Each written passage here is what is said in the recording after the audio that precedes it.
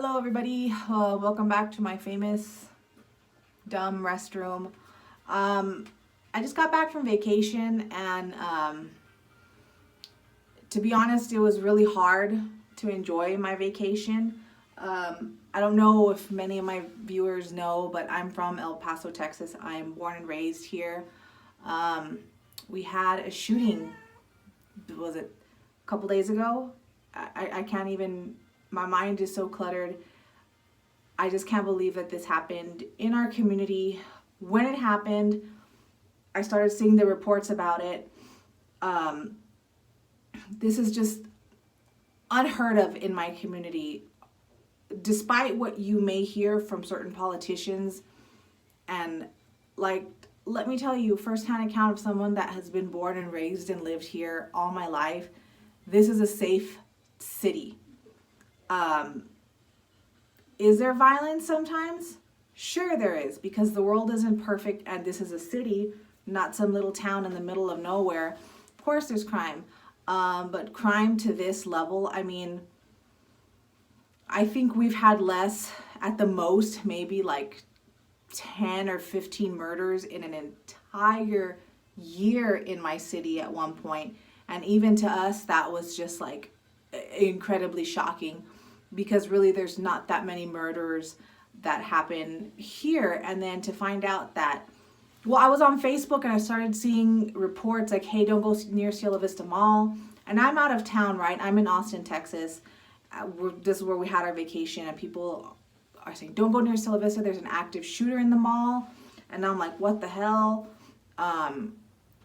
And then I start getting messages and texts from family members and friends and being tagged, like, El Paso Familia, roll call. And I'm like, I'm okay. I don't really understand what's going on. And I'm like looking at my Facebook and looking at Facebook, because really at that point, the news wasn't reporting anything yet because it was so new. I don't know if you've heard on the news, but it turned out that this piece of shit white supremacist person was purposely targeting Hispanics in an El Paso Walmart. Turns out that he had cased the place a while back to, I guess, as doing research, because this particular Walmart that he targeted, a lot of people from Juarez, Mexico shop here for their back to school supplies, just shopping in general as a place to get away. They come to El Paso very, very frequently. So it always has a lot of shoppers from Mexico, and it's just a very busy Walmart in general because it's in between pretty much two malls. There's Bassett Place Mall, which is further down the road, and then there's Cielo Vista Mall, which was like right next door to it, and then behind it is a really big movie theater. So it's and then there's a Sam's Club also right next to it too. So it's surrounded by all these places of high traffic. I heard on the news that day they had 3,000 shoppers so far enter their doors. So it's just a very busy Walmart, and it just pains me to know that, he ended up, 22 people ended up losing their lives because of this. Thankfully it was nobody I knew personally or in my family. All my friends and family are okay. Some people were nearby when it happened and they got the news, because people who were in the area got like a federal alert or state or citywide alert on their cell phones that there was an active shooter. And at first there was like confusion that there was a shooter in the mall. It turns out, I think people were just confused, and because gunshot, also the way this Walmart is like situated, because the shooting started in the parking lot, the way it is, it's kind of like surrounded by all these buildings. And I think the sound was probably bouncing off the walls. And then, of course, when police came to the mall and started evacuating people, you probably could hear it, and there was just confusion. So I think there's a lot of confusion in that. It must have been incredibly terrifying. I can't even imagine. It just makes me so upset that somebody did this in our town. And then, some people didn't even make it into the store. I was reading an article about how there was an elderly married couple that they were just looking for a parking space, and the guy shot them in the parking lot, and the mother was able to call her daughter and tell her what was happening. And you've heard stories of some of the heroism of some people like the mother who gave her life to shield her child from being shot, and then her husband shielded the both of them, and they both ended up being killed. Of course, their baby's fine. I think the baby broke like a leg or an arm or something, but the baby's fine. And you know, and then I was also reading articles that you know, specifically in his manifesto, he is upset or whatever. He has a fixation on this Hispanic invasion, which is fucking ridiculous, because Texas was Mexico at one point, and the United States bought it or took it or annexed it, however fancy wording you want to use.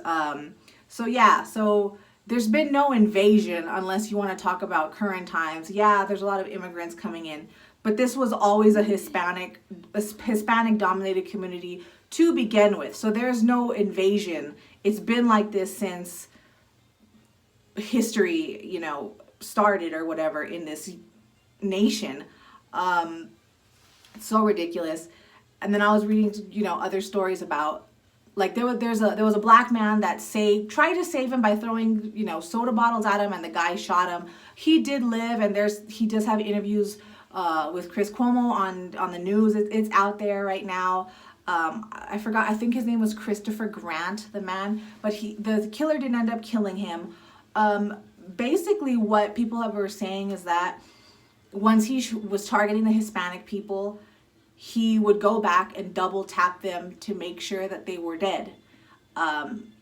Maybe if this Christopher Grant guy was Hispanic, he wouldn't have shot him once and left him alone. He probably would have gone back to double tap him to make sure that the job was done. You know, there's just so much on my mind in regards to this.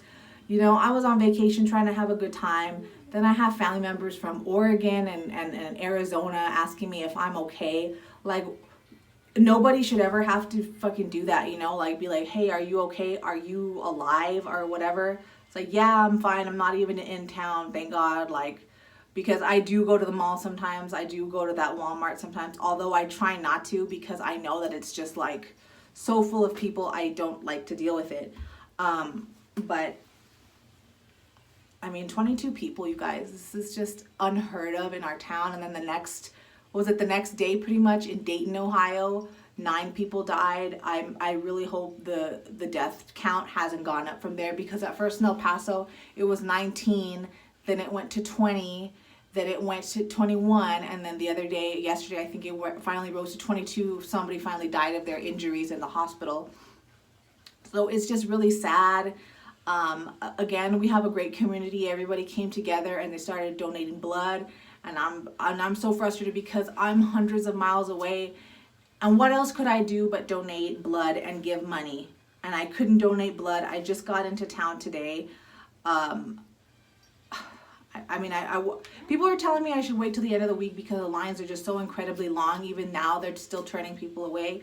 But, you know, I want to do my part, because what can we do in this community except offer support in some way? It doesn't have to be financial, although I would like to give some money to whatever cause. There's a few reputable donation charities going on right now, and of course I'm sure there's some fake ones too, because out of negativity there's always these piece of shit opportunists that come around. They want to make fake charities and collect money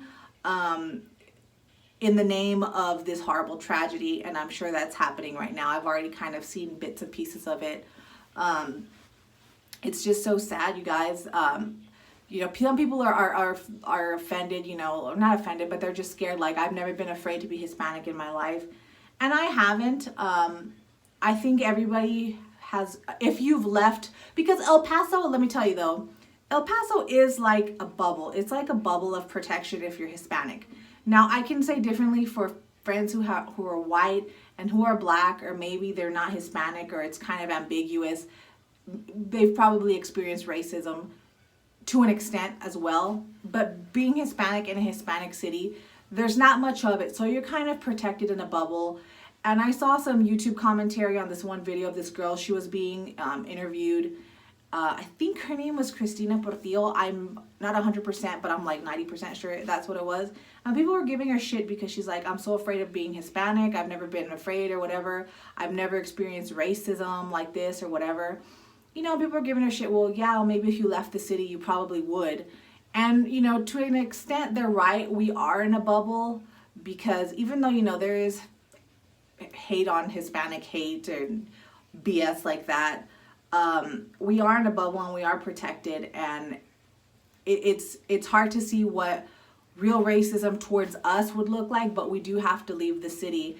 And again, we have such a great community. People are like, I knew this person when I first heard of this. I knew this person wasn't from here. And they were right. Because nobody in our community would do such a thing to us, to ourselves. We're not a self-destructive community. We're great. So many people came out to donate blood. So many people stepped up to support in any way that they can. We are just such a great community. And it pains me in my heart when I keep hearing our name, El Paso, El Paso, El Paso, El Paso, in the news, and it's connected to such a negative event. I've never heard the word El Paso uttered out of people like Philip DeFranco, just so many times on CNN that didn't have to really do with immigration. The Rock, came out and said, like, everybody, you know what I mean? Like, so many people have our city coming out of their mouth. But it's just because of such a sad event. Am I pissed? Yes. Yes, I'm very upset. I'm upset that this guy gave up so easily and the police department didn't kick the shit out of him. I'm upset that he wasn't shot dead when they apprehended him. I'm mad as hell that he killed people that did not deserve this. I'm so mad. I can't, like I said, I couldn't enjoy my vacation. I just wanted to get back home. I wanted to get back to my community. I don't know how I'm supposed to explain to my kids, especially my youngest one. He just turned 6 years old, and he's asking me, he's like, Mom, I don't want to go to Walmart. Are there bad people? It's like, how do I explain that to my kid? I have my 6-year-old, he's autistic, and he just doesn't understand. He's afraid. He's like, I want to go to this grandma's house because it'll be safe there. I can't explain this to him, and I don't know how to tell him, in this world that there's bad people and they do awful things for really no logical reason, because this is not logical. His manifesto was just a pile of horse shit out of complete ignorance and hate for what? Like, you don't like Hispanic people, what? It just doesn't make any sense whatsoever. I understand that the Hispanic community it's growing, and pretty soon maybe Caucasian people will be the minority, and there's going to be a ton of Indian people, a ton of Black people, a ton of Asian people, a ton of Hispanic people all mixing together, and we're, the racial lines are blurred, which is stupid because race doesn't even exist to begin with. It's just a man-made classification, but I won't even go there because that's not what I'm trying to do here. I'm just trying to tell everyone that we have a really great community in El Paso. Everyone helps out anybody. If you've ever been here, people hold the door open for you. I hold the door open for anybody. People are always are being helpful. If you need help with something, people will put their shit down and they will help you out, because this is a type of people that we are. And it pains me in my heart because I never thought that this would happen to us, and things are going to be different now for a really long time. And my heart and prayers go out to everybody who has ever been a part of something so tragic. People in Gilroy, people in Dayton, and then they have all these politicians, instead of placing the blame where blame needs to be placed, which is on this individual and the issue with mentally disturbed, aggressive white males. No, they're placing the blame on drugs. They're placing the blame on drag queens. They're placing the blame on gays, like this is 1956. They're placing the blame on video games. Fucking Lieutenant Dan is Dan Patrick, one of the senator lieutenants or whatever his I just know he's Lieutenant Dan. He's freaking saying that video games are to blame and we need to look out all this stuff when the research has already been done. In fact, South Korea is one of the biggest buyers of video games of all kinds. It includes violent, fun, trashy games, whatever. They're the biggest just purchasers of games and gamers in the world, but they have the lowest amount of gun violence or just violence on other people because of that. And ours is a little bit higher. So higher, it's higher than that, but it's really not much of a correlation. So it's like, how can you, like, what do you think this is? This is like kind of like history repeating itself all over again. Back in the day, I think it was like late 80s, early 90s. Don't quote me this because I'm just going off my own experiences as I live this out in my lifetime, because I was born in 1986. So I remember, you know, the whole Tipper Gore thing with the Mothers Coalition Against Music or whatever the hell, when they were doing like Two Live Crew and like Dee Snider, and I think Rob Halford had to like go up and testify to court that, you know, their music doesn't promote anything and it doesn't influence, or they're not trying to influence people with their music to do heinous, crazy, immoral things. And again, you know, like when they were coming out with video games, first-person shooters, like Doom, I believe, came out in like 1993. People were talking about that these games need to have parental advisories on them because they could be responsible for kids doing dangerous things. They say the same shit about Beavis and Butthead back in the day because some kids copied some pranks off of this dumb cartoon that MTV made. It's like certain people, there's always going to be this certain people that do things because it's like monkey see, monkey do, but they are the outliers. They are not the majority. I've played violent video games. I've listened to crazy music, and you don't see me out here trying to shoot up people, be destructive, destroy property, like destroy lives, because I am not an aggressively disturbed person like these dudes are. They're so delicate. One little thing, and I don't know what triggers them. They write these manifestos. Now there's all kinds of copycat ones coming out. I mean, there was one that was stopped the other day in Lubbock because he listened to his grandmother and she had the voice of reason to pull him back from actually attempting and going through with another Walmart attack. Like, it's just so crazy. It makes me so mad.